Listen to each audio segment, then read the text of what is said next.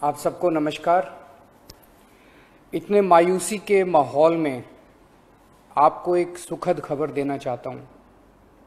पिछले 24 घंटों में कोरोना के दिल्ली में 10,000 से कम केस आए हैं। पिछले 24 घंटों में लगभग 8,500 केस आए हैं दिल्ली में। पिछले कई दिनों से दिल्ली में बहुत ज़्यादा केस आ रहे थे। 20 अप्रैल को तो 28,000 से भी ज़्यादा केस आए थे। आज 8,500 केस आए हैं। कई दिनों में पहली बार 10,000 के नीचे केस आए हैं। दिल्ली में संक्रमण दर भी काफ़ी कम हो गई है। पिछले 24 घंटों में संक्रमण दर केवल 12% रह गई है। संक्रमण दर का मतलब अगर हम 100 लोगों का टेस्ट करते हैं तो उसमें कितने लोगों को कोरोना मिलता है। ज़्यादा संक्रमण दर का मतलब होता है कि कोरोना बहुत ज़्यादा फैला हुआ है। आज ये संक्रमण दर केवल 12% आई है। 22 अप्रैल को ये 36% तक पहुंच गई थी दिल्ली में संक्रमण दर। इसका मतलब दिल्ली में अब काफ़ी कम लोग बीमार पड़ रहे हैं। अस्पतालों में भर्ती लोगों की संख्या भी अब काफ़ी कम हो गई है। पिछले 10 दिनों में दिल्ली के अस्पतालों में कोरोना के 3,000 से ज़्यादा मरीज कम हो गए हैं, यहाँ कि 3,000 बेड खाली हो गए हैं। और अब अस्पतालों में बेड मिलने में परेशानी नहीं हो रही है। हालांकि एक बात देखने में आई है कि आईसीयू के बेड अभी भी भरे हुए हैं। इसका मतलब सीरियस मरीजों की संख्या अभी ज़्यादा कम नहीं हुई है। अभी भी दिल्ली के अस्पतालों में आईसीयू बेड लगभग सारे भरे हुए हैं। इस दिशा में भी आपकी सरकार काम कर रही है। लगभग 1200 नए आईसीयू बेड बनके तैयार हो गए हैं और आज या कल में ये चालू होने वाले हैं। इससे अपने दिल्ली वासियों को काफ़ी राहत मिलेगी।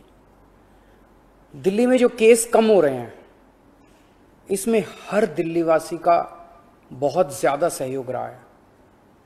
हमने दिल्ली में बहुत कड़ा लॉकडाउन लगाया, लेकिन दिल्ली वासियों ने उसमें पूरा सहयोग किया। सबने पूरी तरह से लॉकडाउन का पालन किया।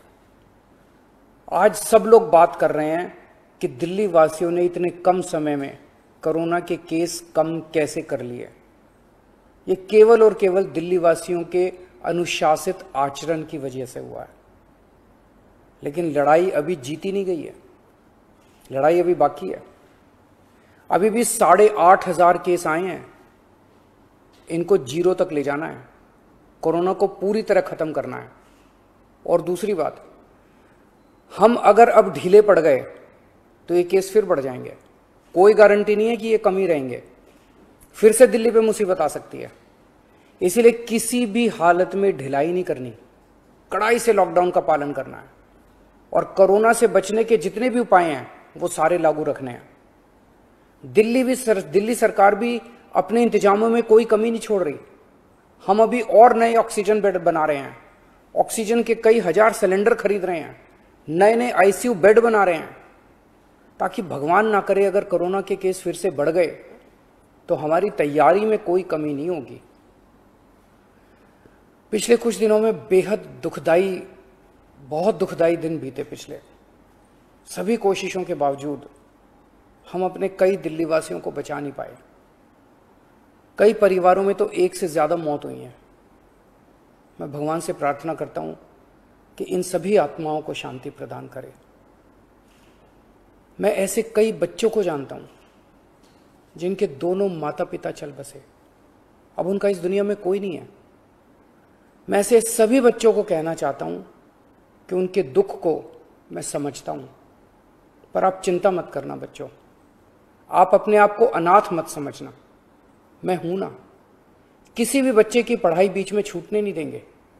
हर बच्चे की पढ़ाई जारी रहेगी। हर बच्चे की पढ़ाई और उन बच्चों की परवरिश का खर्चा सरकार उठाएगी। ऐसे कई बुजुर्ग हैं जिनके जवान बच्चे थे, वो कमाते थे तब उनका घर चलता था। अब वो कमाने वाले बच्चे नहीं रहे। ऐसे सभी बुजुर्गों को मैं कहना चाहता हूं कि आपके बच्चे चले गए। इस बात का मुझे बेहद अफसोस है, लेकिन आप चिंता मत करना। अभी आपका ये बेटा जिंदा है। ऐसे सभी परिवार जिनमें कमाने वाले व्यक्ति की मौत हो गई, उनकी मदद सरकार करेगी। ऐसे परिवारों की हम आर्थिक मदद तो कर देंगे, पर ऐसे बच्चों को, बुजुर्गों को इस वक्त प्यार की ज़रूरत है, हमदर्दी की ज़रूरत है। मेरी ऐसे परिवारों के सभी पड़ोसियों और उनके रिश्तेदारों से विनती है, इनका ख्याल रखना। ऐसे परिवारों पे बहुत बड़ी मुसीबत आई है, इन्हें अपना प्यार और अपनी हमदर्दी देना। दिल्ली के 2 करोड़ लोग, हम सब एक परिवार हैं। इस दुख की घड़ी में हमें एक दूसरे की मदद करनी है। आज ईद का त्योहार है। ऊपर वाले से आपकी सेहत और आपकी खुशियों की प्रार्थना करता हूं। नमस्कार। आप सबको नमस्कार। इतने मायूसी के माहौल में आपको एक सुखद खबर देना चाहता हूं। पिछले 24 घंटों में कोरोना के दिल्ली में 10,000 से कम केस आए हैं। पिछले 24 घंटों में लगभग 8,500 केस आए हैं दिल्ली में। पिछले कई दिनों से दिल्ली में बहुत ज़्यादा केस आ रहे थे। 20 अप्रैल को तो 28,000 से भी ज़्यादा केस आए थे। आज 8,500 केस आए हैं। कई दिनों में पहली बार 10,000 के नीचे केस आए हैं। दिल्ली में संक्रमण दर भी काफ़ी कम हो गई है। पिछले 24 घंटों में संक्रमण दर केवल 12% रह गई है। संक्रमण दर का मतलब, अगर हम 100 लोगों का टेस्ट करते हैं तो उसमें कितने लोगों को कोरोना मिलता है। ज़्यादा संक्रमण दर का मतलब होता है कि कोरोना बहुत ज़्यादा फैला हुआ है। आज ये संक्रमण दर केवल 12% आई है। 22 अप्रैल को ये 36% तक पहुंच गई थी दिल्ली में संक्रमण दर। इसका मतलब दिल्ली में अब काफ़ी कम लोग बीमार पड़ रहे हैं। अस्पतालों में भर्ती लोगों की संख्या भी अब काफ़ी कम हो गई है। पिछले 10 दिनों में दिल्ली के अस्पतालों में कोरोना के 3,000 से ज़्यादा मरीज कम हो गए हैं, यहाँ कि 3,000 बेड खाली हो गए हैं। और अब अस्पतालों में बेड मिलने में परेशानी नहीं हो रही है। हालांकि एक बात देखने में आई है कि आईसीयू के बेड अभी भी भरे हुए हैं। इसका मतलब सीरियस मरीजों की संख्या अभी ज़्यादा कम नहीं हुई है। अभी भी दिल्ली के अस्पतालों में आईसीयू बेड लगभग सारे भरे हुए हैं। इस दिशा में भी आपकी सरकार काम कर रही है। लगभग 1200 नए आईसीयू बेड बन के तैयार हो गए हैं और आज या कल में ये चालू होने वाले हैं। इससे अपने दिल्ली वासियों को काफ़ी राहत मिलेगी। दिल्ली में जो केस कम हो रहे हैं, इसमें हर दिल्ली वासी का बहुत ज़्यादा सहयोग रहा है। हमने दिल्ली में बहुत कड़ा लॉकडाउन लगाया, लेकिन दिल्ली वासियों ने उसमें पूरा सहयोग किया। सबने पूरी तरह से लॉकडाउन का पालन किया। आज सब लोग बात कर रहे हैं कि दिल्ली वासियों ने इतने कम समय में कोरोना के केस कम कैसे कर लिए। ये केवल और केवल दिल्ली वासियों के अनुशासित आचरण की वजह से हुआ है। लेकिन लड़ाई अभी जीती नहीं गई है, लड़ाई अभी बाकी है। अभी भी 8,500 केस आए हैं। इनको 0 तक ले जाना है, कोरोना को पूरी तरह खत्म करना है। और दूसरी बात, हम अगर अब ढीले पड़ गए तो ये केस फिर बढ़ जाएंगे। कोई गारंटी नहीं है कि ये कम ही रहेंगे, फिर से दिल्ली पे मुसीबत आ सकती है। इसीलिए किसी भी हालत में ढिलाई नहीं करनी, कड़ाई से लॉकडाउन का पालन करना है और कोरोना से बचने के जितने भी उपाय हैं वो सारे लागू रखने हैं। दिल्ली सरकार भी अपने इंतजामों में कोई कमी नहीं छोड़ रही।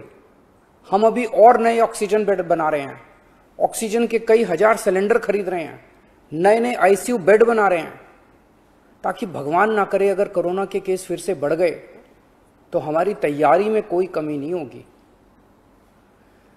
पिछले कुछ दिनों में बेहद दुखदाई, बहुत दुखदाई दिन बीते। पिछले सभी कोशिशों के बावजूद हम अपने कई दिल्ली वासियों को बचा नहीं पाए।